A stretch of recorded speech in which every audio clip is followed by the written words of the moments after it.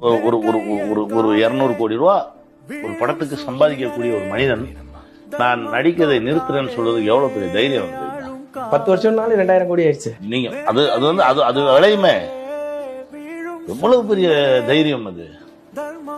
இங்க நம்ம தமிழ்நாட்டில் இருந்த நடிகர்களும் நிறைய பேர் அரசியலுக்கு வந்திருக்காங்களே, வர்றேன்னு சொல்லியிருக்காங்க, வந்திருக்காங்க, என்னென்னமோ பண்ணியிருக்காங்க. யாரும் நான் நடிப்பை நிறுத்து, நான் முழுக்க முழுக்க மக்களுக்காக சேவை செய்யறேன், அடுத்து வரேன் அப்படின்னு சொல்ற தைரியம் எல்லாம் யாருக்குமே வரல சார். இந்த தைரியத்துக்கே முதல்ல ஒரு சல்யூட். இன்னொரு விஷயம் என்னன்னா, வந்து இப்ப திருட போறதுல இது பண்ண என்னன்னா இருக்கேன் ஏதோ நிறைய சம்பாதிச்சு வச்சிருக்காரு, ஏதோ ஒண்ணு செய்வோன்னு தானே வராது. நான் அதான் சொன்னேன், வெளியில இருந்து தூரமா வந்து பார்க்க ஒரே ஒரு முறை தான் சந்திச்சிருக்கேன். ஒரு முறை சந்திச்சு ஒரு கதை சொல்லியிருந்தேன். இப்ப வெளியில தூரமா நின்று பார்க்கும்போது என்ன தோணுது, ஒரு தமிழ்நாட்டு பிரஜையா என்ன தோணுது அப்படின்னா, தைரியமா ஒரு மனுஷன் எனக்கு இது இருந்தா வேணாம்பா, நான் 100% மக்கள் பணி செய்யறதுக்காக வரேன், எல்லாத்தையும் நான் தூக்கி வச்சுருவேன். தோத்து போய் வரல, படம் இல்லாம வரல, எப்போ இன்னும் நீங்க வந்து இன்னும் 10 தயாரிப்பாளர்ல 100 தயாரிப்பாளர் கூட வெயிட் பண்ணிட்டு இருக்காங்க, எங்க ஏதாவது சொல்லிட மாட்டாரான்னு.